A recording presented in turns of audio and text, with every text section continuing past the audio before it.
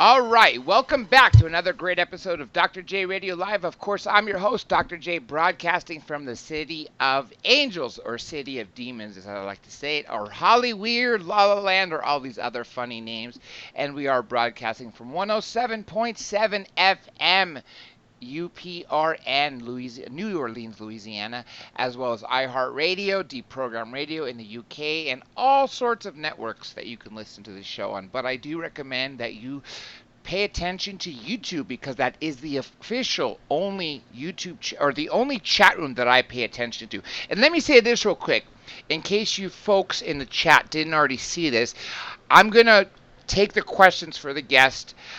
I said about halfway in, but we're going to start taking them about 30 minutes in or so as they come in. So wait till then, and please write them in caps. Now, I see most of you have already seen who the guest is. You've already written that he's a legend, which he is, in fact, a very true legend. So without further ado, let me introduce him. The one and only Mr. Russell Targ. Russell, welcome to the show. Good evening. I'm very happy to be with you. I was telling you before we came on that I but recently seen the newest movie you were in, Third Eye Spies, which was fantastic. One of the greater documentaries on remote viewing. And also you have a book as well, which we'll get into at the end of the show. But the title is right now, Reality of ESP. Let me take you back in time before you got involved in remote viewing. What got you involved? How were you selected? What were you doing in life before you became a remote viewer? I was very fortunate to grow up in New York City. So as a junior high school student, I could go to 42nd Street and visit the magic shops that lined the street, the shops that catered to professional magicians. So I could talk to the magicians, buy tricks, and then do them on stage. So I was learning how to do magic, sleight of hand, mental magic. And as a high school student, I was already had an act. I would do mental reading at birthday parties and art openings, stand on the stage and pretend to read the mind of people in the audience. And in doing that, of course, it's a trick. And I knew what the questions were because I had read them one ahead out of a jar. Like I would hold a piece of paper up to my head and pretend to read it psychically, but of course I had read number one question before I got on stage, so I was always one ahead. But sometimes I would hold a piece of paper up to my head, and I knew that it said, can you help me find my dog? Which I, of course, could not do. But I could occasionally tell the woman who would be very excited that I was looking for her dog, that I could describe her house and the stairway and her patchwork quilt on the bed, because those images would sometimes come to me. So I was able to supplement my nasty magic trick with whatever ESP actually came my way. So by the time I get into high school, I sort of let go of the magic act and began to read about professionals who were doing research in parapsychology. And people were doing for real what I was pretending to do on the stage. So by the time I was in college, I knew that I was going to do research in this. The idea that you could look into the distance, look into the future, was much more interesting than what I was doing in college. But I was aware you really couldn't support yourself doing ESP research. Very difficult then, not much easier now. So I went into laser research, which was very hot at the time. In fact, I was working on lasers for 3 years before there were any lasers. So when I came to California, I was a hot property because I already had 3 years experience doing lasers, and many companies were just setting up in Silicon Valley. So I worked on lasers 15 years before I started an ESP laboratory at Stanford Research Institute. So I was known as a laser guy. I built a super high power 1,000-watt laser for heat treating locomotive cylinders. So this is big stuff. The government was interested. But I abandoned all that in 1972 and went to my heart's desire, which was exploring how it is that people are able to quiet their mind, look into the distance, look into the future, and describe what's going on with surprising accuracy and reliability. And that's what I've been doing for the last 40 years. Now, in the film Third Eye Spy, I noticed that you interviewed Uri Geller. He's been on the show for a long time, going back 6 years, at least once, if not twice a year. And I got to know a lot about SRI through him. So you got pulled into the program in '72. Was it run by the CIA, the SRI, the Stanford Research Institute? Our first money came from the CIA, and shortly after that, we got money from NASA. I had been invited to a conference on speculative technology that NASA held, and I went there with a gadget I built called an ESP teaching machine, a four-choice trainer, which is available today for your iPhone. You go to the Apple Store, and as a free present for me, there's a four-choice trainer called ESP Trainer that will help you learn how to get in touch with the part of yourself that's psychic. And I had that at this conference with Wernher von Braun and the director of NASA and Arthur C. Clarke and other famous people. And von Braun did extremely well with this ESP guessing game. And he went with me to Jim Fletcher, who was the director of NASA, and said, you ought to give these guys some money. So as a result of this very fortuitous meeting with von Braun, that we got our first money for NASA to build the ESP teaching machine. Let me ask you this. So the fact that you have an app on the Apple iPhone is one question that you've already answered. That means that we're all capable of this. That's what I believe. There's people, I invite people, I have a note attached to it. It's a four-choice game, and you get 24 trials. So you expect to get 6. And I invite people to write to me when you start to get 12, which is odds of 1 in 100. And every day I get email from people who say, I'm getting 12, I'm getting more, I'm freaking out. So I find that there are people, and this has been up now for a decade as a free game. And it's very nice. It rings a chime and shows you pictures, gives you very positive reinforcement so you can learn what it feels like when you push the right button before you push it. And people are learning to do that. And I believe, of course, that we all have psychic abilities. Some people have more than others, like a musical ability. There was a time in the 1930s where every household had a piano, and every well-brought-up girl learned to play the piano for people to get around and sing. So, like, playing the piano is not hard to do if you practice, but no matter how much some people practice, you'll never get to Carnegie Hall. I tried really hard at one time in my life to get decent at playing the piano, and I could play a little bit, but I was obviously making no progress, even though I really wanted to.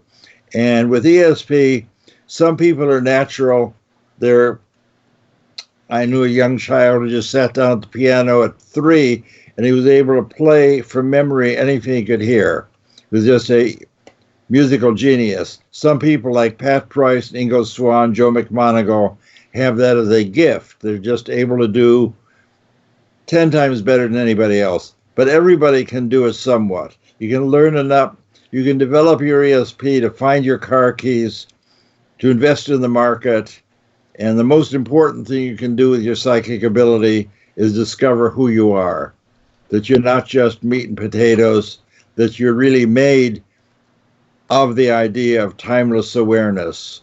You're able to quiet your mind and move your awareness into the future, into space, and learn that you have a much more spacious way of being. Now, let me ask you this. This was one thing that really struck me. This was actually one of the first things that you talk about in the movie, aside from being at the grave. You said it was Pat Prince, right? Pat Price. Yeah, Pat Price, and it didn't really even have a marker for the poor guy. It did not. We don't know why he died. Price was working with us and was an extraordinarily psychic person, just quite Amazing. One of the things that we did, one of our demonstration of ability is what they would call it. They'd give us the coordinates of a distant place and see, can you describe that? And he was able to describe a National Security Agency, NSA listening site in Virginia. And he could describe the whole place, all the big radar antennas, go down inside, describe the filing cabinets underground, and then open the drawer psychically, or as he said, mush my head into the cabinet, and he could describe the names of a half a dozen top secret ongoing programs. And that got the huge attention of the NSA and the CIA. NSA was furious with our friends at CIA. How can you get a bunch of psychics to penetrate this top secret facility? What do you guys think you're doing? So we had a big query about penetrating that. They wanted to know how Price was able to find the filing cabinet and how he could do that. And Price famously said, well, it's easy. The more attention you have on hiding something, the more it shines like a beacon in psychic space. And he left all the security people with their heads scratching. Now, let me ask you about the Russian bomber that was found via remote viewing, which I believe is what President Carter finally started to pay attention to, say, hold on a second, this is real. That's right. We begin our film, we begin Third Eye Spies with Jimmy Carter narrating the idea that a Russian bomber crashed in Africa and the Americans couldn't find it because it was hidden under the canopy of the jungle. So our terrific satellite photography doesn't penetrate the leaves. You can't see into the jungle. So finally the CIA decided you had to go to the American psychics. We'd been working for them already for several years. So they had an idea that this might actually work.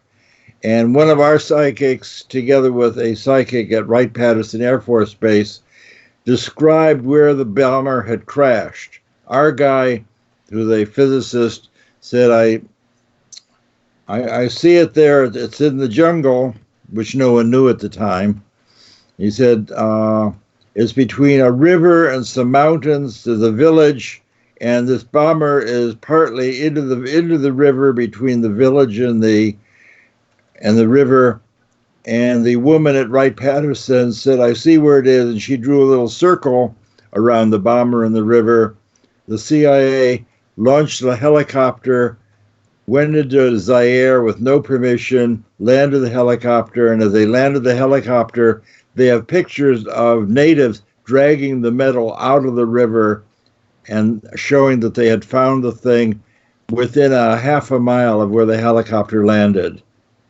And Jimmy Carter opens our film saying that we were looking for a Russian bomber, couldn't find it, and a psychic in California gave us the coordinates exactly where to go. We opened the film with Jimmy Carter because if you don't trust the one person everybody trusts is Jimmy Carter, so we opened the film with him. Another thing that Pat Price did was what he drew. The giant crane and 60-foot sphere, the Soviet weapons factory that was confirmed by by secret satellite, U.S. secret satellites. Can you talk about that? Yeah, that was the pièce de résistance of Pat Price. After 3 years at SRI, two CIA guys came to us and said, we have a place we'd like you to see. Here are the coordinates, latitude and longitude. So Pat Price and I went into my little shielded room. We're working in a shielded room from the Uri Geller days. We were afraid that Andrei Puharich, his mentor, might send radio signals into Geller, but that's another story. So we had the shielded room, and Price and I would sit there with our coffee. And Price said, I'm lying on a building now in his psychic mind. And the sun is shining, sun feels good, and a giant crane is rolling back and forth over my body. The huge crane, there are wheels on either side of this building. I've got to draw that. And he drew this huge A-frame gantry crane. And we eventually brought that to Ken Kress and his partner from the CIA, and they unrolled this big satellite photograph that showed the crane amazingly accurately drawn by Price. Their crane and Price's crane looked like one was a drawing of the other, and they were stunned. They said, that changes everything. This is a game changer. Can you describe what are they doing in the building? What's going on underground? And we went back into our little room, and Price said, there are a bunch of men in white coats. They're building a giant steel sphere. It looks 60 feet in diameter, and they're welding it together, but they're having a hard time welding it. It's interesting to me. As I tell you this story now, it takes me back to where I was. This was like doing magic. This is such a remarkable thing. And Price said they're welding this together out of gores, which is their orange peel slices. And we showed that to the CIA, and they said, well, that's pretty interesting. The giant spheres, what do you think they're doing with that, Price? He said, well, it looks like a containment vessel for a particle beam weapon. And unfortunately, Price died about a half a year later, which is another story. But 2 years after he died, the Russians opened up the building, and indeed you could see these 60-foot spheres welded together out of the gore shapes. And the Aviation Week article called them gores and said specifically the Russians were having a hard time welding them because they were so thick. They used the exact words that Price had used 2 years earlier. Unfortunately, the CIA felt in a certain sense that Price and I were having too good a time. They said that I'm an ESP enthusiast. I've been interested in psychic stuff all my life, and Price is omniscient. He can read things in the NSA vault. He can see what the Russians are doing. It's too dangerous having Superman working with the hippies in California. So they, at that point, took Price and brought him to Virginia, and gave him a farmhouse to live in, and he was doing day after day remote viewing of tactical interest to the CIA, and he did that for 5 months, and then he mysteriously died. In the film, Ken Kress is describing how, in an operational case, they had Price actually penetrate the embassy of the Libyan government and move into the code room and describe what the code room looked like. And they were able to verify that later. So they knew that Price had this super amazing ability to describe anything that they could ask him. This is definitely taking X-ray vision to a new level. Like you mentioned, Superman, literally, if he's able to penetrate NSA, buildings and Libyan embassies or anything across the world. And one thing great about remote viewing, it doesn't matter the distance nor the time. That's one thing that really struck me when I saw the movie. Well, in the movie, we describe that you can see into the distance as Price did. But after I left SRI, I formed a company called Delphi Associates, where we're forecasting changes in the silver commodity market. People say, what can you do with ESP? Well, we're forecasting changes in the silver market, and you can't really read what it says up on the big board. That would be nice if you could read silver's going up a quarter by the end of the day or something like that. But if you have an object associated with the changes, for example, you could have a cup of coffee means that silver is going up a lot. You could have flour means it's going up a little, or a book means it's going down a little, or a pancake means it's going down a lot. And I'm making these up, of course. So I'm sitting with my psychic in my kitchen and say, okay, here we are Monday. I'm going to hand you an object on Friday. What do you see? And he says, I see something round and kind of floppy and it has an odd smell. And as an experienced editor, I of course don't know anything about the objects. I never know what the targets are. But that's such a strange thing to say that I would say that's enough. I don't know that that's right, but I'm sure that that's enough. Round and floppy with a funny smell. You can go now. I'll see you Friday. And I called the broker and I said, "What are your objects?" And he said, "I got a coffee cup and I got a flower and I got a book and I got my leftover pancakes from breakfast." Ha! And That was the round floppy with the smell. My guy nailed your pancakes. We still don't know that it's right. But he said, "Well, you certainly nailed that. I think we'll sell $50,000 worth of silver because that's the down a lot object. Silver's going up.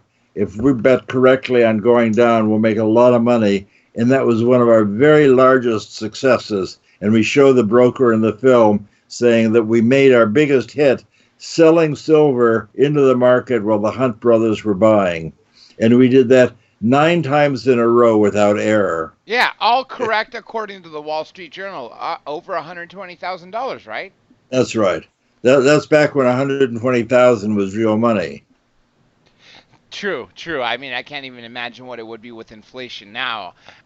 Now, let me break away from some of the content from the film, and this actually might have even been addressed, and this is always something that I always come back to. Have you ever known anyone that's been able to remote view an extraterrestrial being? I don't know anybody who saw an extraterrestrial being, but Ingo Swann was in my office one day when our NASA contractor came by. NASA, you remember, supported the ESP teaching machine. And my friend from NASA, George Pezderts, great ally of the field, said, "We're about to launch the Pioneer spacecraft to Jupiter." So Pat Price was there, and he said, "Pat, can you tell us, are we going to find anything surprising at Jupiter? Or we're going to find something we don't know?" And Price, I misspoke. He was talking to Ingo Swann. Mm-hmm. So Swann was sitting in my office, and he puffing on his cigar, and he said, "Just a minute, I'll take a look at Jupiter." And he said, "Yeah, I never take a good look before. There's a big fat ring of ice crystals surrounding the whole planet. It is very bright. I don't know why you guys never saw it." And George said, "Well, you must be thinking of Saturn. Saturn's the one with the rings." And Ingo is never one to suffer fools gladly. He said, "I've been looking at the solar system my entire life. Just believe me, I can tell the difference between Saturn and Jupiter. Jupiter has a ring of ice crystals, and you're going to see those." And 6 months later, the spacecraft reached Jupiter, and they sent us pictures. And sure enough, Ingo Swann was the first person to tell anyone in the world that there was a ring of crystals around Jupiter 500 million miles away. Wow. Now, a physicist is excited about that because he could just put down his cigar, take a look at Jupiter, and it took him no time to see that there's an ice crystal there. That is, you've heard of you can't exceed the speed of light, but Ingo instantaneously was able to look at Jupiter and describe what was going on there, 500 million miles away, and drew pictures. And in my book, The Reality of ESP, and I guess in the film also, we show Ingo's drawings of the ring around Jupiter together with the NASA photographs and a drawing that they were so surprised to see the ice crystals around Jupiter. So when people say, "Can you see anything? How far away can you see?" Well, I would say at the moment we know that you can see at least 500 million miles away. Now, that's extraterrestrial vision. 500 million miles away. That's the distance. Now I'm going to take you to something that was near the end of the film. Now we're going to talk about time. The water tower incident. Can you describe how that played out and what it was, in fact? That was early in the program where we were just beginning to do descriptions of things around Stanford Research Institute. We did a whole series of psychic hide and go seek. every day for 9 days. I don't drive. My vision is very poor. So I'm always a stay-at-home guy sitting in the dark interviewing people. In fact, you could say the CIA paid for my spiritual development by keeping me in the dark for 10 years interviewing people about how to do remote viewing. So I was sitting with Pat in our dark room, not totally dark, but pretty dark room, and said, well, my partner, Hal Putoff, together with our contract monitor, Kit Green, have gone to hide someplace. This is early in the program. And Pat said, well, it looks like a water purification plant. I said, no, don't tell me what it is. Just tell me what you see. It's the magic words are just, tell me about the surprising thing that shows up in your awareness. Don't name it. Just tell me about the surprise. And he said, well, there's a rectangular pool about 60 by 90 and a circular pool about 100 feet in diameter. And there are two giant water towers right nearby at the edge of these pools. That's why I think it's a water purification plant. And it's described some other thing, like a little concrete building. And that's what he described. Then Hal and Kit Green came by, and they were blown away by Price's drawings. And then we went out there, and I could see and Price got feedback, could see the rectangular pool and the circular pool, but no water tower. Because, of course, it's not a water purification plant. It's a swimming pool complex about 5 miles south of Stanford. That was the story, and we said that I would say to people, well, Price had the idea that this was a water purification plant, and he just made up the water tower. But he was very, very accurate in the other two bodies of water, very accurate. And then 10 years later, we're celebrating the centenary of the city of Palo Alto. And all the residents got a very nice picture book from the city council.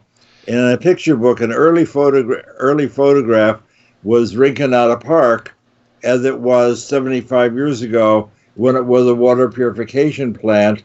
And indeed, the biggest thing in the city of Palo Alto were these two giant water towers in the location exactly where Price drew them.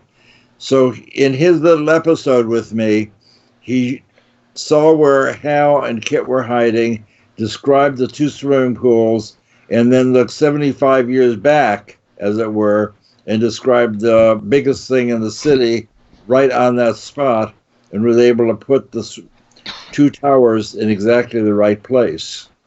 And that again proves that time and distance doesn't matter with regards to remote viewing. 75 years in the past and 500 million miles away from Jupiter. So both of those combined right there is a magnificent feat in and of itself. Now let me ask you something that was probably very big and very, I would think, causing a lot of distraught to Mr. Ingo Swann with the Chinese atomic bomb. Talk about that if you can, please. Well, our CIA team Hal and Kit Green and Ken Kress came to us and said, we want to know what's going to happen at these coordinates, latitude and longitude, 3 days from now.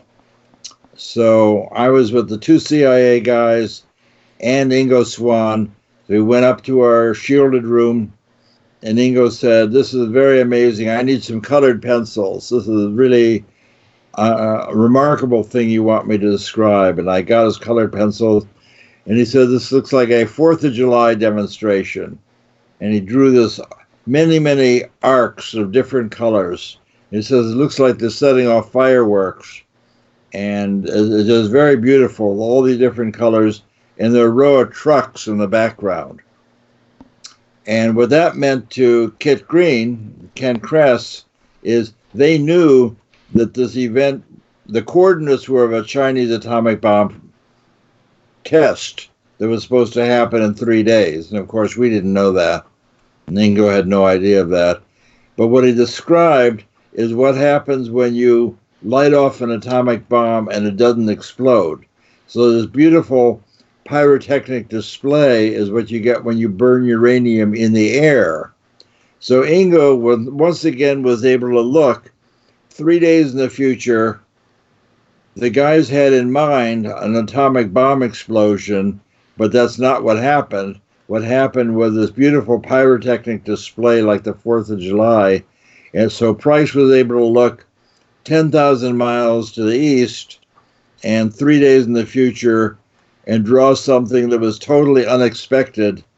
And we in our lab and the 2 CIA guys knew something 3 days before anybody in American intelligence had any idea. That's actually, wasn't that the event that caused him to leave the program or be so, I mean, I would be scared at that point to know that we have another nuclear power that was not essentially an ally at the time. Well, Ingo was very familiar. Ingo was a lifelong psychic, so this didn't trouble him. What troubled us is when Pat Price went to work for the CIA on the East Coast, and he died very shortly after that because it was mysterious. He was not in ill health. And I have an interview with Uri Geller in the film where we try and decide whether he had a heart attack, which is a possibility, the Russians killed him, which is a possibility, and the CIA might have killed him because the CIA became aware that Pat Price was debriefing his church's people. He had an auditor listening to him. So every day he had to go to his auditor from his church and tell them exactly what they were doing, what the top secret things were. And Price was a smart guy and amazingly psychic, but he wasn't a spy. And my guess, what I'm making up now, is that the CIA probably knew that he was blabbing to his people about these top secret events day after day after day. They were either listening to his phone conversations or reading his mail. And they had this problem. What do you do with Superman when he turns out to be a double agent? They were already worried about Price because he could see or hear or read anything. And then they discovered that he's handing all this information into his church day after day. So we don't know what happened to Price. It was a great tragedy that he died 5 months after leaving us. And we never... See, I felt that he was an old man when I was working with him. He was in his late 50s. Of course, I'm now 30 years older than he was. He doesn't seem so old anymore.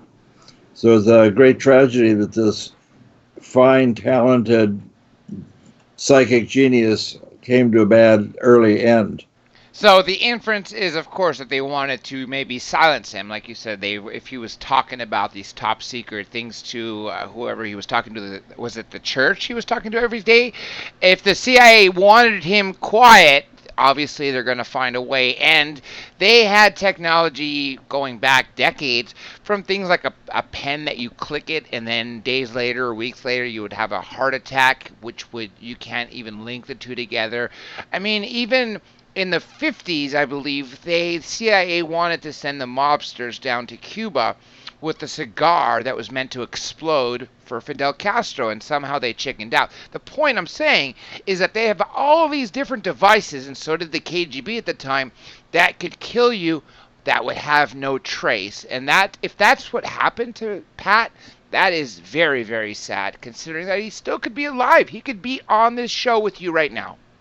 That's right, he could be. Just at this time, the church committee in Washington was having hearings about the CIA who had a heart attack gun where they fire a icicle into a person.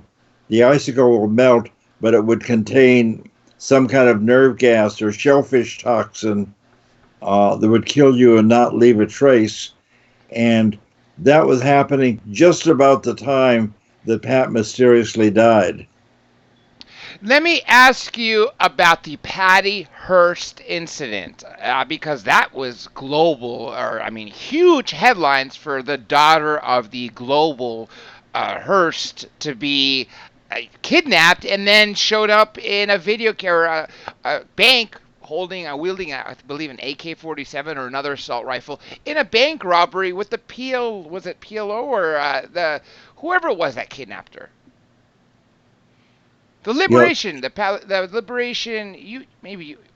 What are they called? I'll have to think of it. You sort of knocked me off track. The SLA, Symbionese Liberation Army. There we go. Yes. Symbionese Liberation Army. Well, the day after she was kidnapped, people in Berkeley knew about the SRI program. It was a top secret program, but the main thing that was secret about it was being supported by the CIA. So the chief of police in Berkeley called SRI and wanted to know, could we help find Patricia Hearst, the heiress of the Hearst millions? And we said, yes, we could do that. So my buddy Hal Hal and I were both laser scientists. So we came into this not as psychologists or ESP researchers, but we were both very familiar with how to do scientific experiments. So Hal and I and Pat Price, the psychic policeman, drove to Berkeley. We walked into the police station, and the guys said, "Boy, we're happy to see you. We know you're a policeman. You have a lot of questions we want to ask you, Mr. Price." And Price said, "Calm down. Let me show you how we do this." Hal and I already knew that Price was experienced at finding people psychically. That's why we brought him on board our team. He said, "Let me see the mug book," said Price. And Hal and I and Price and the detective stood over a big oak table as they opened this loose leaf binder with 100 pages, big binder, 100 pages, 6 pictures to a page. And Price turned page after page after page and finally came to a page, put his finger on one guy and said, "That's the ringleader right there, Donald DeVries." And of course, we didn't know anything about Donald DeVries. The policeman said, "Well, we know who that guy is. It was a year ago, he walked away, that is, escaped from a minimum security prison, and we haven't heard from him since. He was a low-level Berkeley criminal who had just escaped from prison. No big deal." But Price had figured him as head of the SLA, and Price said, "Well, you'll see him by and by, but I suppose you'd like to know where the kidnap car is." He said, yes, can you tell us that? And Price said, "Well, that's north, isn't it, pointing north?" And he said, "Well, if you go down Highway 101, the Bayshore Freeway, about 50 miles, you'll see this white station wagon on the left and a couple of very large gas storage cylinders and a diner's on the right. If you just drive 101, you'll see that." So they dispatched a cruiser. One of the policemen said, "Well, I know where that place is. I know the diner. It's on my way to Vallejo, where I live." They dispatched a cruiser from that area. 10 minutes later, they said, "We got the car. It's empty, but there's still cartridges rolling around on the floor, so we know that it's the right car." So Price was able to reach out with his mind, see 50 miles north, locate the kidnapped car as we stood with the policeman in the police station. So that's as close to magic as I've ever seen, because he found something on the spot and nobody had any idea where it was.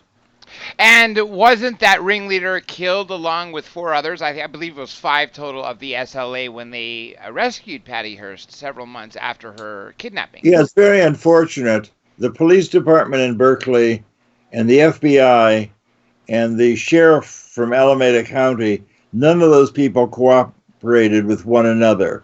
Each of them wanted to be the hero for finding the kidnapper of the heiress. In fact, what they wanted to do was be the hero who found the heiress and rescued her. So the FBI did not work with the police department. It's very much like the 9/11 case, where the NSA and the CIA and the FBI did not cooperate, even though they knew that many presumed terrorists had come into the country from Pakistan. We knew that there are these known Pakistanis wandering around America taking flying lessons, but the CIA can't do things pertaining to domestic terrorism, so they let these guys loose because the CIA never told the FBI that we had this bunch of terrorists, just as the FBI did not cooperate with the police department because it was outside of their jurisdiction.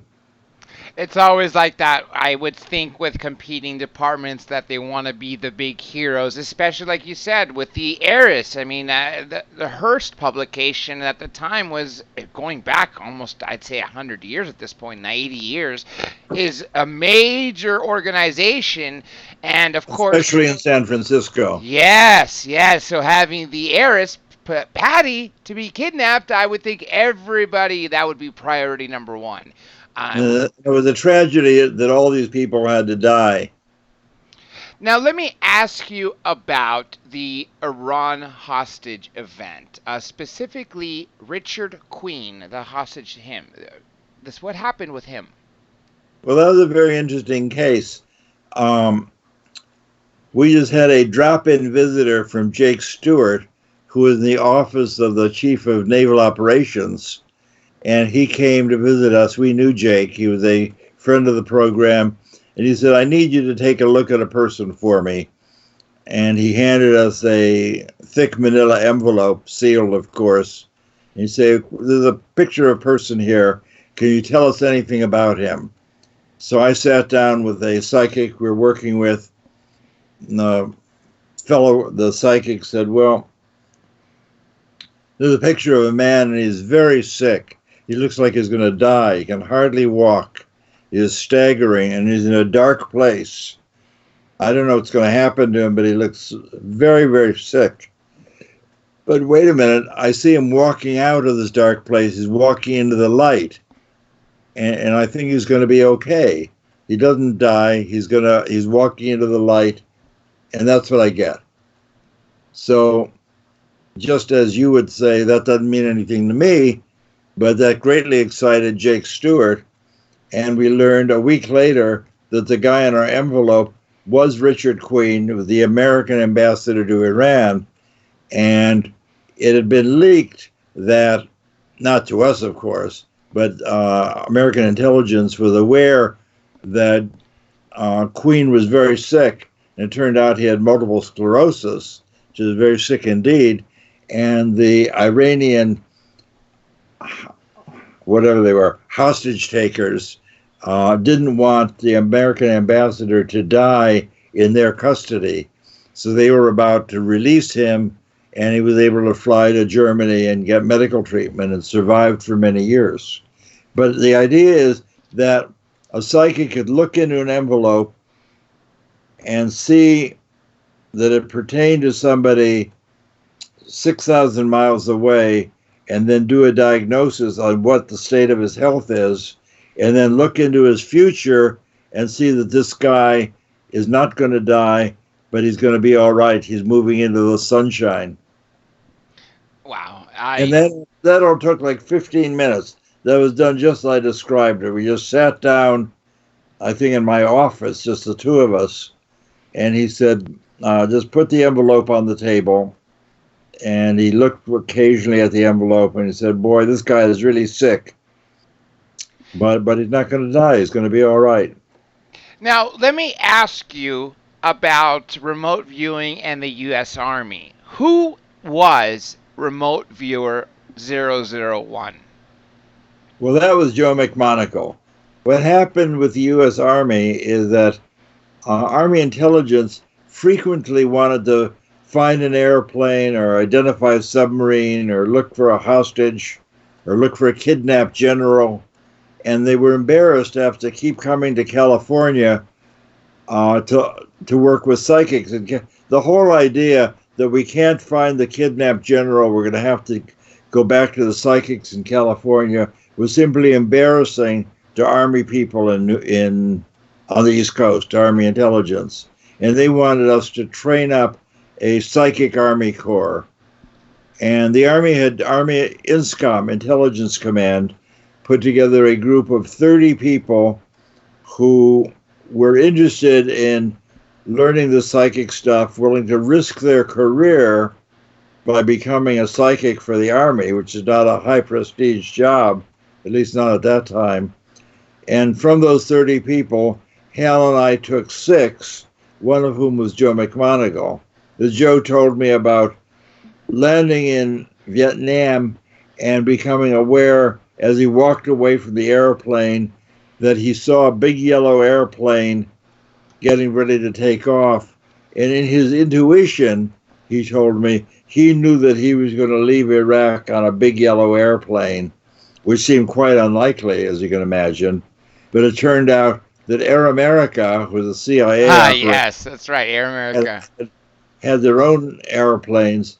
So 10 months later, Joe was had been injured in a helicopter crash, was repatriated to America on this big yellow airplane. He told me that story, and I said to myself, this guy's a keeper. So Joe was the first person that I chose, and he came to SRI and worked with me, and I showed him how to do remote viewing. It would be a mistake to say that I taught Joe how to do remote viewing, because Joe was obviously very psychic when I got him. I just showed him the moves, the idea of quieting your mind, describing the psychic images that come into the surprising images that come into your awareness, and drawing the things that you see. And Joe caught on to that very quickly, and his other 6 brothers and sisters from Fort Meade did very well. 5 of those 6 did super excellently in remote viewing. They were obviously self-selected. Somebody who was a psychic skeptic wouldn't volunteer to change their career from Army officer to psychic. So all of these people were quite willing to gamble that their ESP would make the grade. And 5 of them really were excellent. And they then went to Fort Meade, worked with their colonel, Scotty Watt, and formed the core of the Army Psychic Corps. And there were then a dozen people eventually who were finding submarines and Soviet aircraft and missing generals and all kinds of things, doing operational tasks for the CIA for 10 years at Fort Meade in Maryland. After I trained the 6 people on how to do remote viewing. Let me ask you about this Russian. Well, first of all, before we even get to the Russian sub, you trained the people. Can you name those people? I think Joe McMoneagle is the only one who's come forward as a psychic practitioner. The other people have. One of them died, and one of them was not so successful. But as far as I know, the other people in the group don't want to be identified. But Joe has continued to use his psychic ability. He's a big hit in Japan, where he appears regularly, every couple of months, on a Japanese TV show where they hide somebody in Tokyo, and he has to describe what it looks like where they've hidden the guy. And the secret of Joe's success, well, I can tell you, I don't think he considers a secret, is that he really doesn't like trying to be psychic on the stage in a TV studio. So on the day of the broadcast, he just sits down in his hotel room with a cup of coffee and visualizes where the person's going to be hiding, makes a drawing there, gets confident that he knows where the person's going to be, and then on stage, 10 hours later, pretends to do a remote viewing and makes a drawing to replicate what he saw at 10 a.m. with his coffee. And he's very, very successful. He keeps going. Year after year, they keep having him back to find people hiding in Tokyo. And he's doing this 10 hours earlier. So I've told you many stories now to give you the idea that time and distance don't matter. And it's important that you also know that this is not New Age stuff. This is not hippie paraphernalia, but this was being done 2,000 years ago. There's a Hindu named Patanjali wrote a book about psychic stuff, and there's a chapter on powers about how when you quiet your mind in meditation, you can see into the future, see into the distance, heal the sick, and diagnose illness. And Patanjali wrote his book 200 years before Christ as a part of a meditation, how to be in touch with the divine. And he said, you're going to experience these things, but don't get hung up on them. That if this is not the divine you're looking for, it's just a indication that you're on the right track in your search for the divine. And similarly, the Buddhist, great Buddhist teacher, Padmasambhava, in the 800s, is a historical person who brought Buddhism from India to Tibet. And Padmasambhava said that your nature is timeless awareness. That's who you are. If you think you're made of meat and potatoes, you're in for a lot of suffering. Your nature is timeless awareness, and you can move your awareness into the future, into the distance, and describe what's going on there. So this is not New Age. This is not invented in California, but has been written about in a lot of detail. That is, Padmasambhava and another Buddhist had written extensively on how to quiet your mind and how to do these remote viewing things hundreds of years ago. I would think it even goes back even further than that. I would think that even in maybe some gospels that were kept out of the Bible thousands of years ago may have talked about it, which is why when the council in the Roman Empire in the fourth century AD decided which gospels to keep and which to take out, I wouldn't be surprised if something had to do about that. Of course, I don't think they titled it remote viewing or anything like that. I don't think they even knew that. They moved the psychic stuff, but the prophets stayed in. That is, the Old Testament prophets were able to see into the future.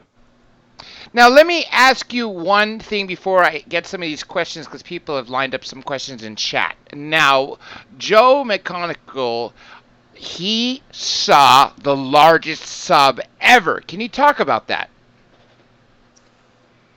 Yeah, that was sort of a fortuitous event. Skip Atwater, who was the head of the program, had been tasked by the CIA to describe what the Russians were doing. They had built a huge structure about a quarter mile from the Baltic Sea, and nobody could figure out what was going on in this giant building. And the CIA only came to us when they were really desperate. So this was the remote viewers were at this is not the SRI group. This is the Fort Meade group headed by Joe McMonigal. So Skip Atwater, who was running the program, went to Joe and tasked Joe, can you describe what's going on in this building? And I don't know if they showed him the picture of the building or just gave him the coordinates. Usually at Fort Meade, everything is very sanitary, so a viewer never gets anything except coordinates or maybe a simulation of the 6 random numbers associated with the target is what they would do. So you couldn't, that is, these Army guys are pretty sophisticated, so if you give them coordinates of something in northern Russia, they're going to know pretty well where it is, I'm guessing. So the Fort Meade people always gave them 6 random numbers that they then associated with this target. And what Joe saw was a big building. I see this giant empty building, but they're building what looks like a submarine. And there are maybe 2 submarines. No, there's a big submarine with 2 hulls sort of glued together. This looks like the biggest submarine I've ever seen. This is twice as big as an ordinary submarine. And the missile tubes are pointed forward. That means you could fire nuclear missiles while you're operating the sub. And he had many other things to say about this 500-foot submarine. And in the film, we show a picture of this giant sub together with a picture of an ordinary sub half the size. And Joe said they're going to launch this in about 3 months. And they launched it in like 2 days before his 3 months were over. And it turned out to be by far the largest sub in the world. Now, this is post-Soviet Union. This is Vladimir Putin's Russia, right? Well, this would be in the late 1980s. Okay, so it was Soviet era still. Okay, let me get you some questions here that I've stacked up for quite some time. Let me go back. So all you listeners and chatters, remember, I'm literally looking for you in caps. Please write questions in caps. One of the things I want to mention is that this building was a quarter mile from the ocean. So this was not a seaside launching facility. So one of the things that was puzzling is what could they be doing in this giant building? And very shortly before the launch, they got all their earth-moving equipment and dug a channel from the building to the Baltic so they could launch this giant sub. That's what I was going to say when you said that it was that distance when it wasn't seaside. I was wondering how the hell would they bring it into the ocean unless like you mentioned, they built the channel. So that just goes in. One more thing that goes to prove time that Joe saw this 3 months before it happened. And when I saw that picture of that submarine compared to what a normal submarine is, even the width is so humongous. I mean, 550 feet long. This thing is underwater. And this was 30 years ago? That's a pretty scary thought. Okay, let me ask you some questions here. See, one of the things I want to mention is that this film is really an event in that we're able to get 2 CIA operators, Ken Kress and Kit Green, who knew all about our program, and they come on screen throughout the film and say, yes, we were polygraphed, and I was there with these events and with Targ, and what he said in this film actually happened, and we were there to see it. So it's really remarkable that we get 2 CIA high-level operators on screen testifying that ESP not only exists, but it was useful. And that's what they had. Didn't they end that program? Didn't one of the CIA directors, for some reason, just not believe it and end the funding to SRI? Well, they ended at SRI, but Kit Green on camera says he believes it's still going on because it was so useful. He was a high-level branch chief at the CIA. So when he said it's still going on, and he points out that I trained 2 of the CIA investigators who came to work with us, and when Pat Price was taken east by the CIA, we know that Pat was working with the 2 CIA guys that I trained at SRI. So the 2 CIA people that I trained at SRI was working at the CIA with Price when he was taken away from us. You know, speaking of Price, it's ironic you were just talking about it because Justin Thomas in the chat writes Price was assassinated. You know what? And that's the inference that is made, especially such a young age, not being in bad health and being good health. You know, in the 50s, that's really young considering what you said, that, you know, you're 30 years older than him. I know a lot of people that are, even the former defense minister of Canada is 95 years old and still going strong. Now, do people pass away at a young age from various reasons? Of course, but this seems highly improbable that they would want to kill such a great soul and something so useful to them. Anyhow, let me get you to this first question. This goes back probably about 50 minutes here. Justin Thomas asks, was Russell part of any operations to remote view any secret archaeological sites? No, I was not involved in archaeology. One of our proof of principle tasks before we got money from Wright-Patterson Air Force Base is Dale Graff, who was head of the department who eventually supported us, took Hal and me to hide somewhere, and where we were taken to hide was an underground cave about 50 miles from Wright-Patterson, and he made notes all through our trip among the stalactites and stalagmites and the little waterfalls and so forth underground. And as soon as we came out of the cavern, he then called our remote viewer, Hella Hammond, in California, and said, we've just come out of the place where we were hiding. Can you tell us about it? And she was able to describe not only what was there, that it was an underground cave, but the order in which we would open doors and get permission to do stuff and go among the stalactites and stalagmites. And that's not exactly psychic archaeology, but it's the fact that a nice lady in California could describe where we were hiding underground in the middle of Dayton, Ohio. Wow. Across the continent, right? She was in California, I'm assuming? She was in LA at the time. LA. Okay, the next question. Is remote viewing the same as ESP? ESP covers a lot of things. ESP is extrasensory perception, and that includes telepathy, which is mind-to-mind mind reading, where I think of something and you tell me what I'm thinking about.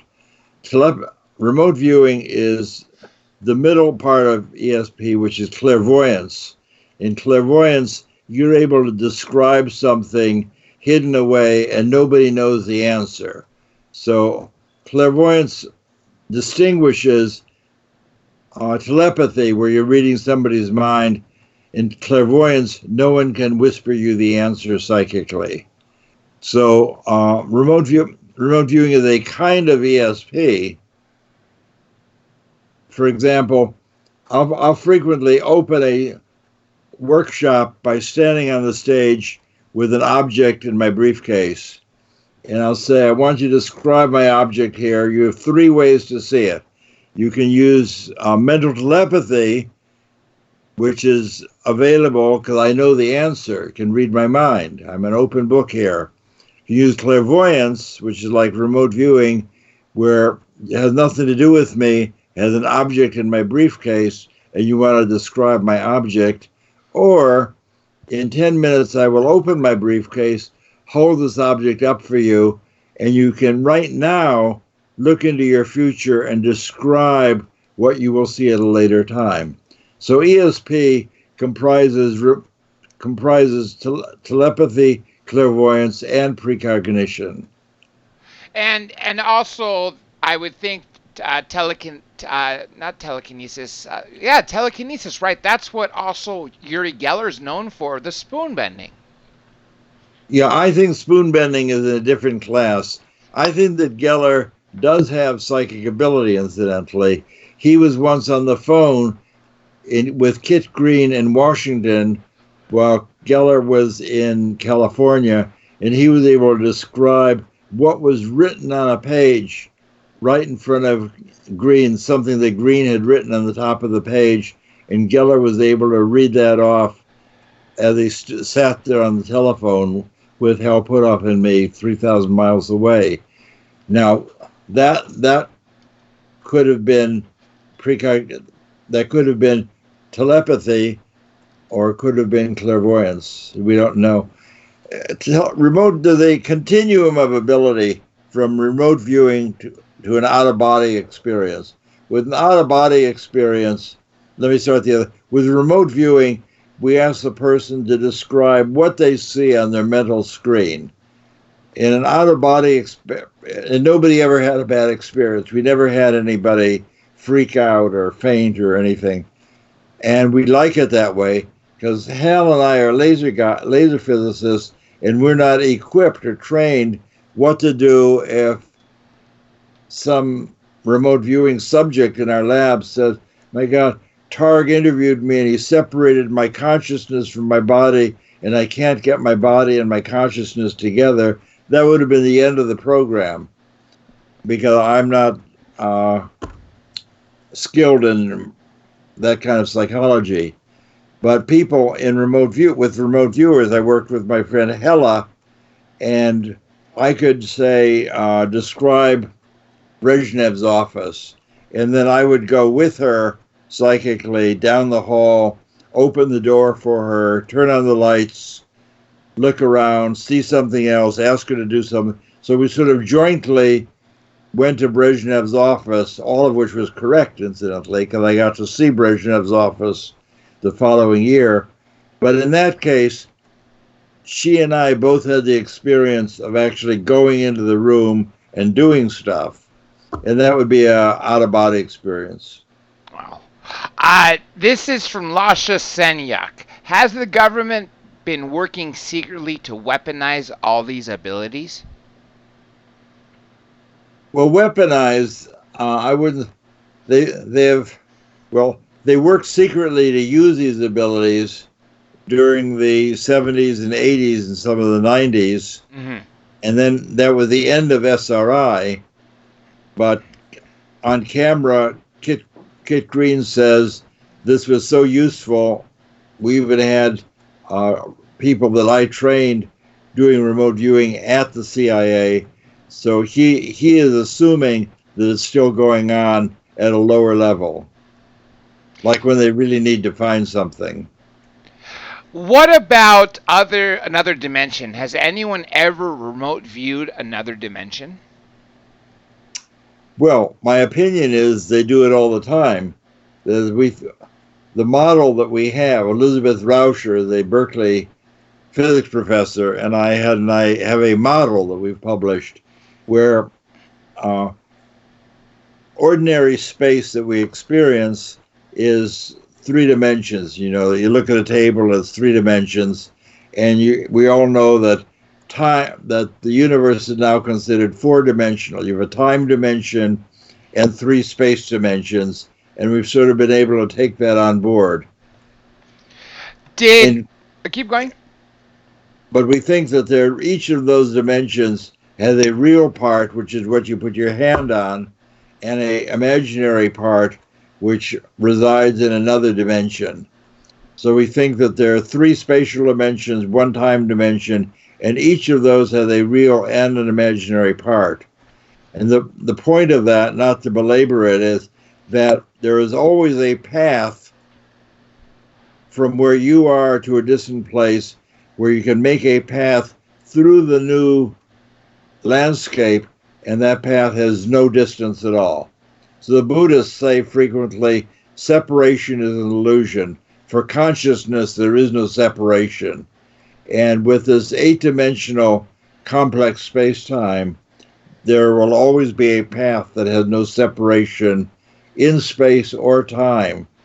So when Ingo pops his eyes open, puts out a cigar, he is able to describe something 500 million miles away instantaneously.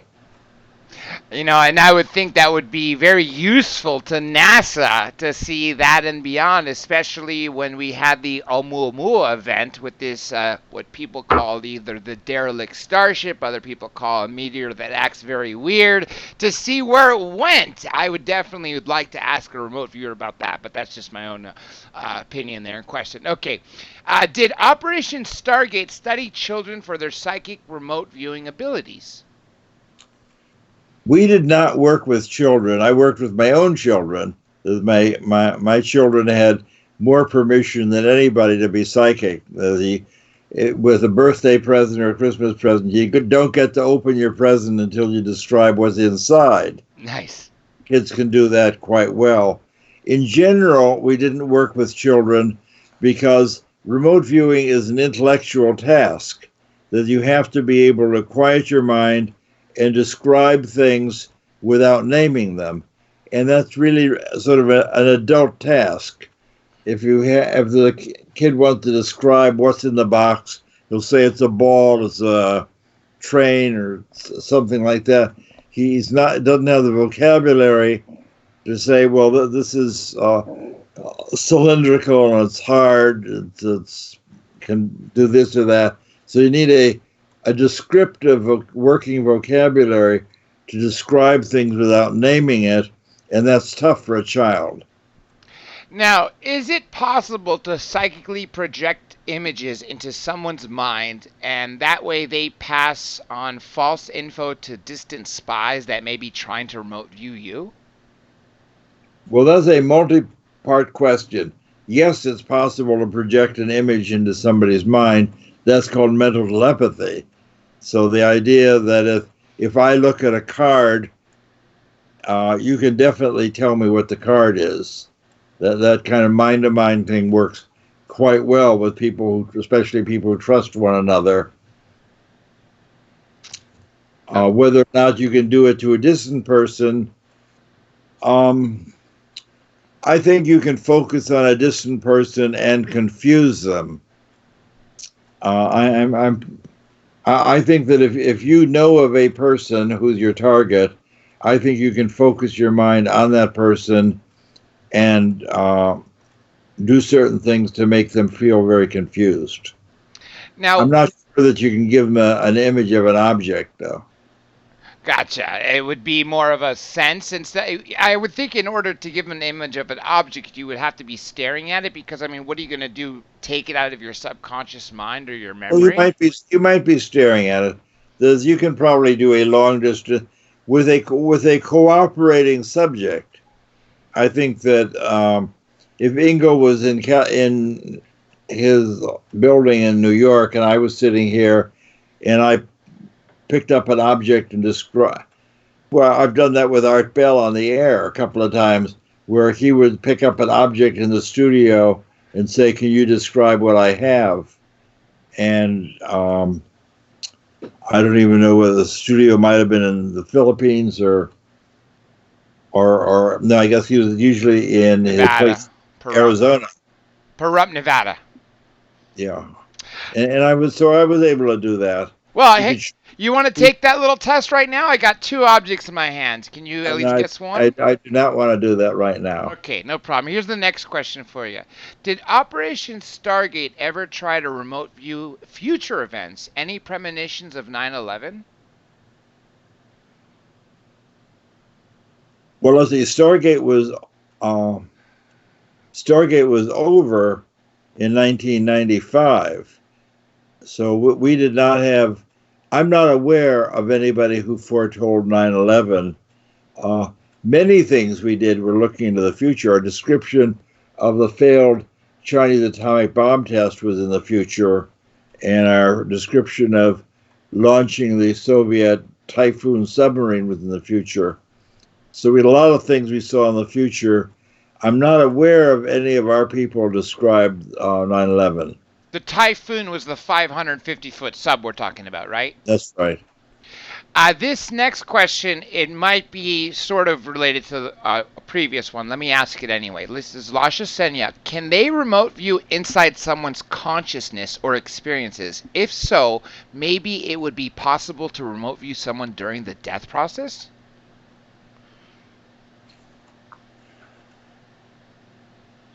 That's a very interesting question. I guess people always say that's a very interesting question when you have no idea what the answer is. So, well, that's a very fair thing. Believe me, don't in past 70 years, people... I think that Buddhists, oftentimes the Buddhists will have somebody sitting with a person in the death as they're dying to help them along their way. So I don't know the answer, but I believe that a Buddhist practitioner would say yes, they could do that, and say yes, he's gone now. Into another dimension, I would hope. I mean, some people believe you just extinguish. Other people, you believe you go on somewhere else. Other people, I believe that the evidence that consciousness persists is very good. That I'm sort of hard over in favor of data, and I think that the data is really in that some aspect of a person's personality does survive. Here's another question for you. This is from Russell Grant. Do you know Michael Aquino, Lieutenant Colonel Dr. Michael Aquino? No, I don't know him. Name did not ring a bell. I could just tell you real quick. He taught at the JFK, U.S. Army JFK School of Warfare Psychological Operations unit. That's what he taught as, but I know he wasn't involved in psychic warfare. I think that's why I'm assuming this question was asked. Okay, let's see here where I can get the next one from the listeners here. A lot of great comments, including about Ingo. Ingo was an amazing artist, I see. Let's see who else here has Ingo was a visionary artist. He painted wonderful paintings.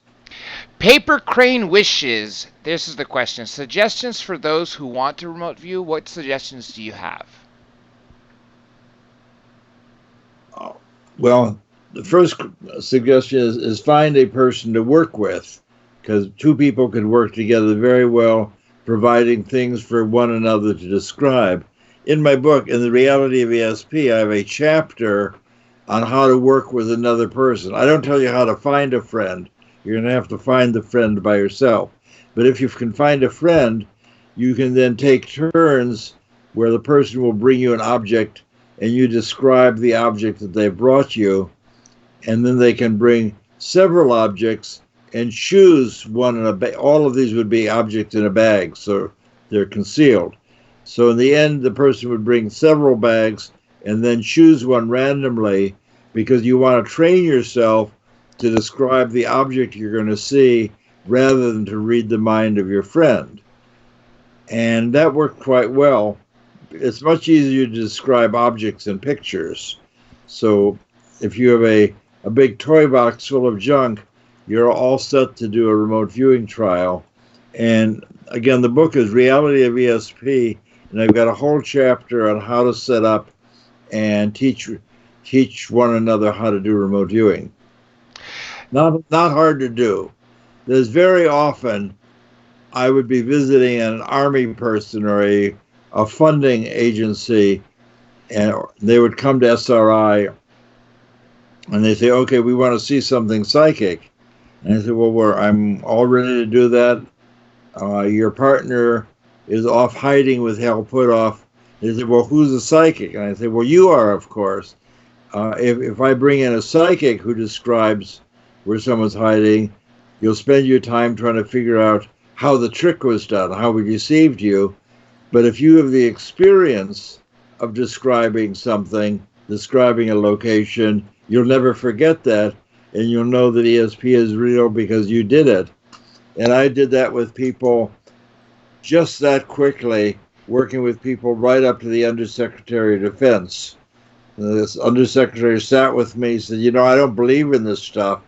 And I said, it's not a matter of belief. If you just do what I tell you, it's no problem. Your adjutant is off hiding somewhere in the Bay Area, could be anywhere.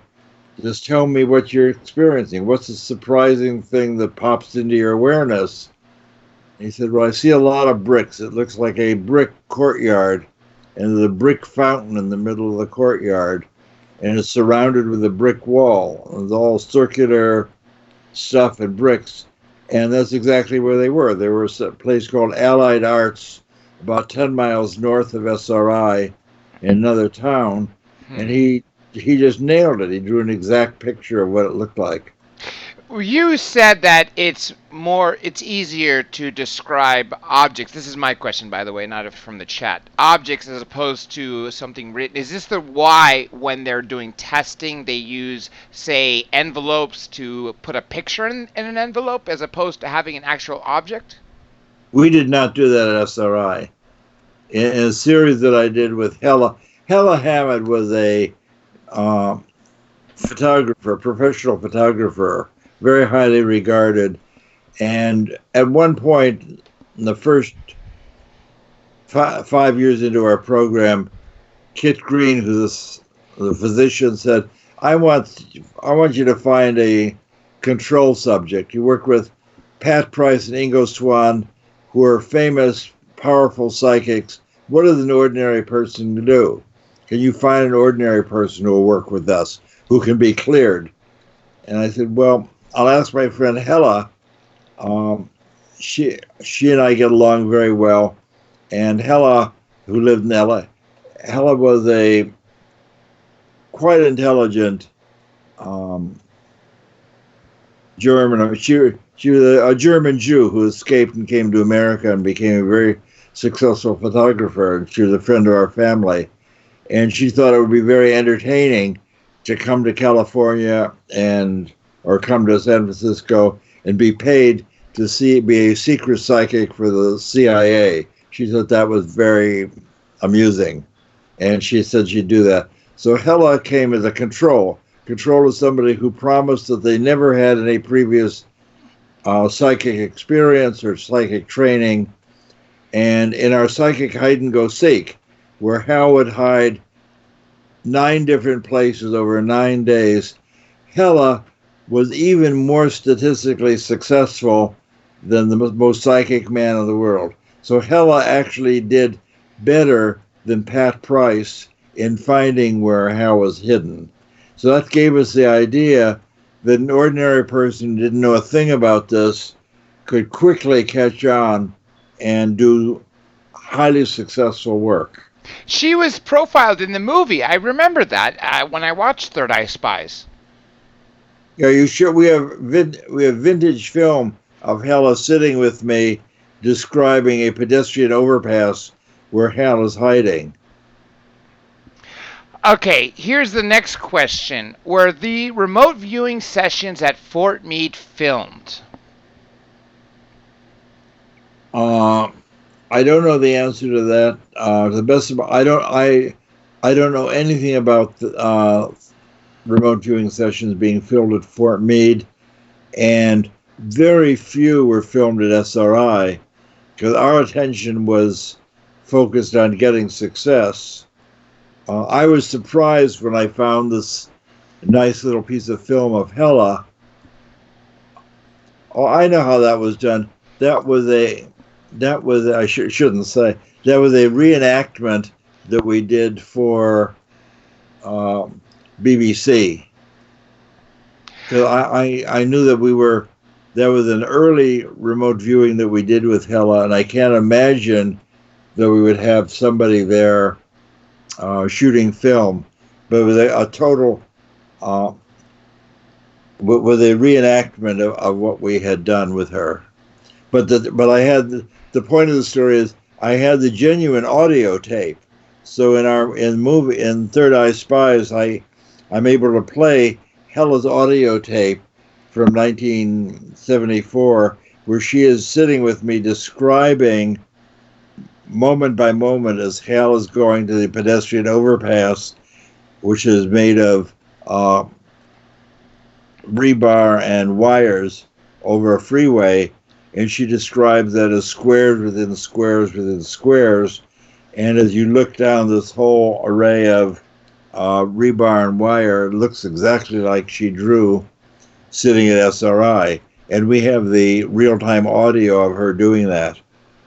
I recall seeing that in the film. And real quick, I'm going to break from the questions to go to the most current one because we are joined in the chat by Third Phase of Moon, one of the world's largest UFO YouTube channel. The Blake and Brent cousins who hosted me for 8 days in the big island of Hawaii. Here's their question for you, Russell. What are your thoughts on Jim Channon and the 1st Earth Battalion? I really don't. I've heard about the 1st Earth Battalion, and I'm very sorry that I don't know what they're up to. I've not met him, but I know that they're supposed to be training remote viewers, and remote viewing is so easy to do that there are many people around who I think are not particularly good remote viewers, famous people who are teaching remote viewing, who are not very great remote viewers, but remote viewing is so easy to do that anybody who sets a stage, finds a quiet place, finds some targets, and sits down with a person interested in learning can learn to do remote viewing. So it's like saying, I've got this secret school where I'm going to teach people to ride a unicycle. Now it requires some practice to ride a unicycle. Some people hop on and ride off. Not many, but riding a unicycle is a good model because it's something that looks impossible to do. If you just describe what you're trying to do, it looks impossible, but in fact it's not impossible at all, but it's pretty easy. And remote viewing is like that. I'd say quiet your mind and describe where this guy is hiding within 50 miles of where you're sitting. And if you say, well, how the hell would I do that? And I say, I'll show you how.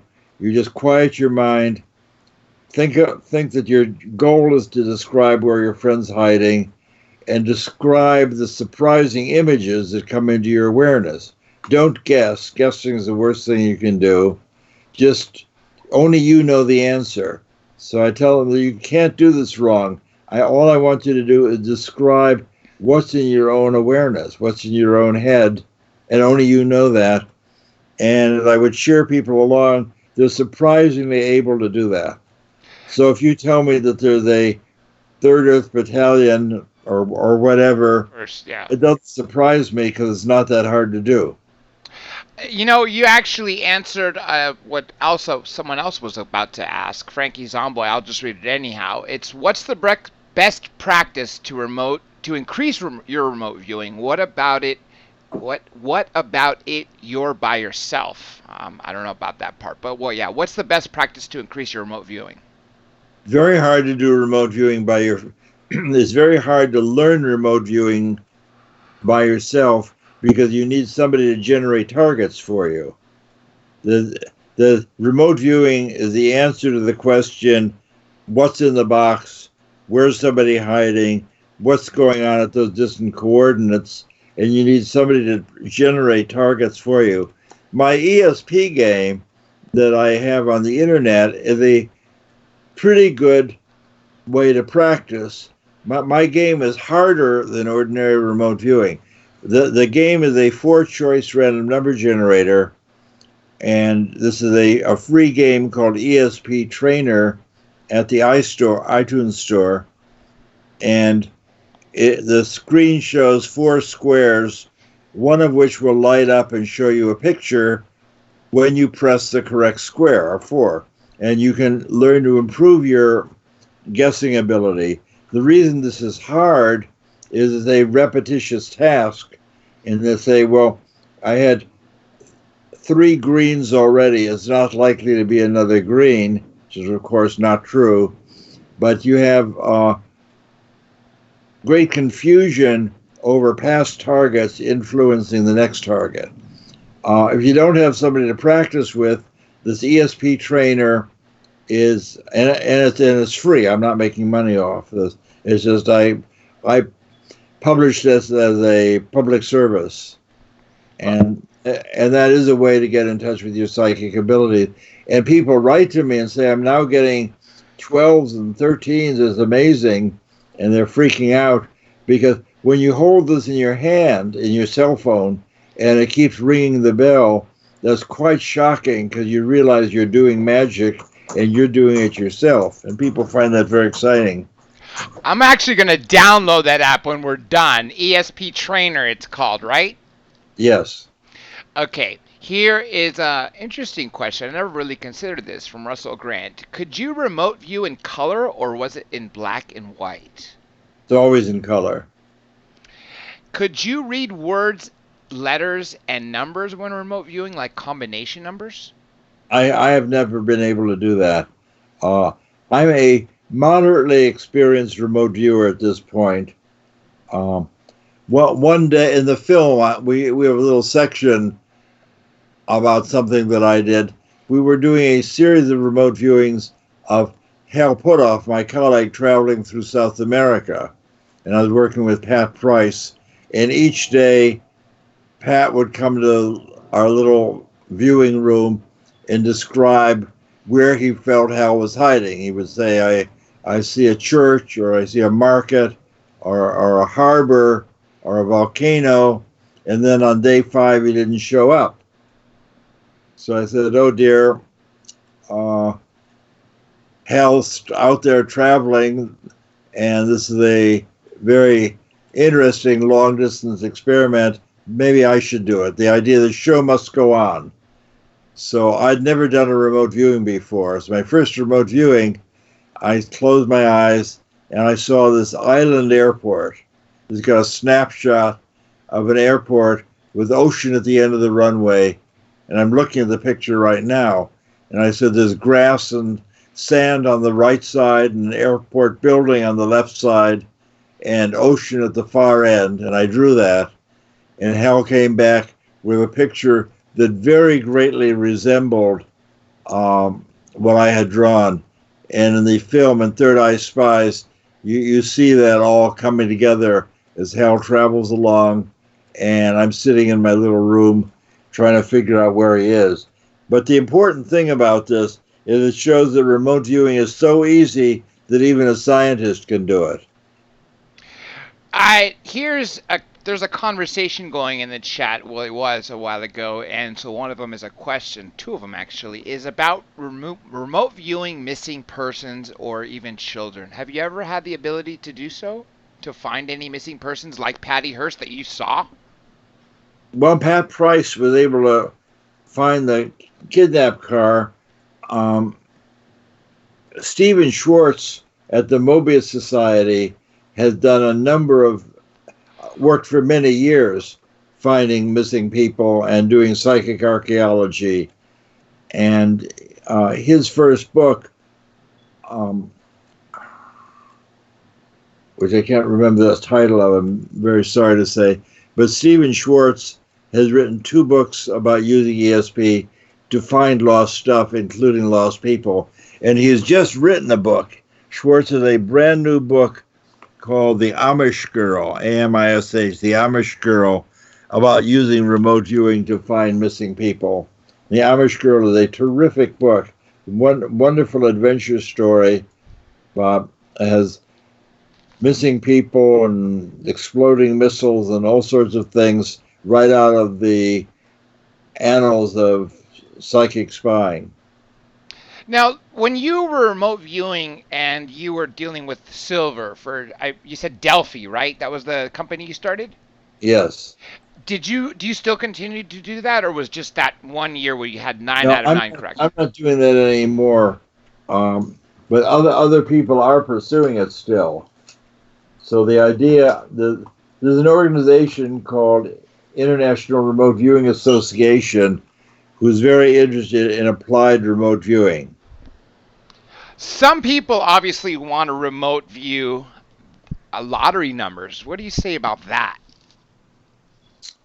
That's very tough to do, because you need a tremendous amount of data, and well, as you know, it's very different. Your odds are 1,000,000 to 1. More than that now. What people make the most money on is forecasting sports betting. Ah, yes, because I would think the odds are easier. It's whether this team wins or the other, one or the other, unless there's, of course, which team is going to win accurately. That can give you a lot of dough. My friend Marty Rosenblatt, Rosenblatt, Marty Rosenblatt, has been doing psychic forecasting for sports events and the markets, particularly changes in some of the esoteric parts of the stock market. He's not picking stocks, but he's picking other things that are more volatile. And he's in a 50-50 game where the odds are even one way or the other, and he wins 70% of the time. So he now has an actual financial forecasting scheme. So you could search for Marty Rosenblatt, who is actually up and running, forecasting all sorts of things. And that could be done. Many people are doing that. Marty is somebody I know very well, but many people are busily involved in forecasting stuff for money. Yeah, I would definitely think so. But at the same time, is there a part of, say, I don't know if you want to call it nature or psychicness or something that says if you're using it for financial gain, it's something that would sort of worsen your odds? Or, I mean, some people say that when you're granted gifts like this, to be able to see things other than that, if you're doing it for a wrong motivation, then sometimes those gifts go away. That's just what some other people say. What do you think about that? Well, I don't think God is going to punish you for using psychic abilities to forecast the markets. I think that if you have a feeling that it's not right, the Buddhists talk about right livelihood. So if you develop your psychic skill to forecast the market, you might feel that that's not right livelihood. You should really use it for for healing people or finding lost children. But there are plenty of people who are successfully doing that. So if, for example, when we were forecasting silver, we were correct 9 times in a row, and we were very excited. 1982, we were very excited. We thought we were going to corner the silver market, and our investor was very excited, the guy who put up all the dough, and he wanted us to do it twice a week instead of once a week. And the problem with doing it twice a week is that the psychic, the remote viewer, did not get feedback for trial number 1 until after he had done trial number 2. And we think that although feedback doesn't necessarily drive the phenomena, having this remote viewing open and not completed can interfere with the psychic functioning. So I think that the fact that we got interested in how many millions of dollars we were going to make, and our investor sort of screwed up our protocol, meant that although we did it perfectly in the first run of 9, the following years we were not able to do that. What do you think, or what do you say to the new generation of remote viewers? What would you want for the community of remote viewing to going forward at this point? I'm happy for as many people as possible to learn how to do remote viewing. My hope is that physicists will continue to get interested so we can either develop a new model or test the model, the 8-space model that Elizabeth and I have. In my book, The Reality of ESP, we have a chapter describing step-by-step how this 8-space complex space-time model works. How the fact that if you have a reality that contains real parts and so-called imaginary parts, you can add those together, and the distance between you and me is 0. And as I said before, the Buddhists have always said, since the time of the Prajnaparamita 2,500 years ago, the Buddhists have known that there is no separation. Separation is an illusion for consciousness. So although you and I might be hundreds of miles away, our consciousness has no separation at all. There's one person that I asked you before the show and before we end this show that I'd like to talk about, that you went over to United Kingdom, to Cambridge, and you spoke to the Nobel Prize winner, Brian Josephson. Can you talk about him? Oh, Josephson's a lovely man. He got a Nobel Prize perhaps 40 years ago for inventing a quantum device, which is now called the Josephson effect, Josephson junction.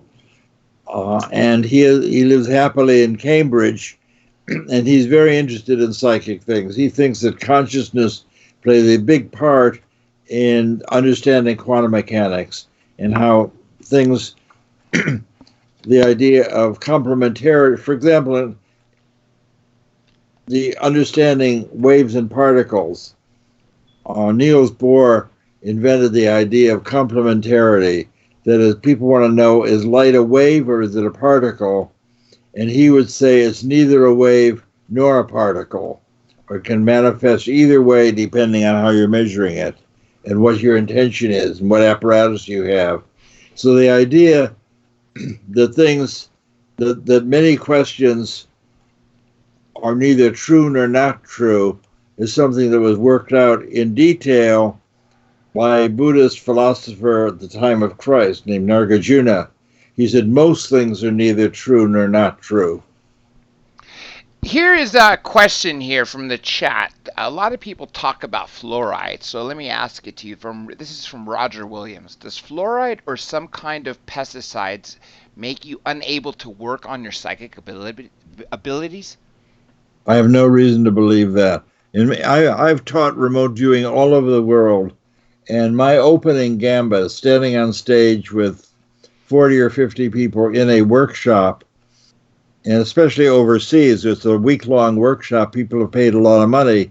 I say, I'm here to show you how to do remote viewing, and I will promise you that everyone here will either do something psychic or see something psychic. If that doesn't happen, we'll give you your money back. And nobody's ever asked for their money back.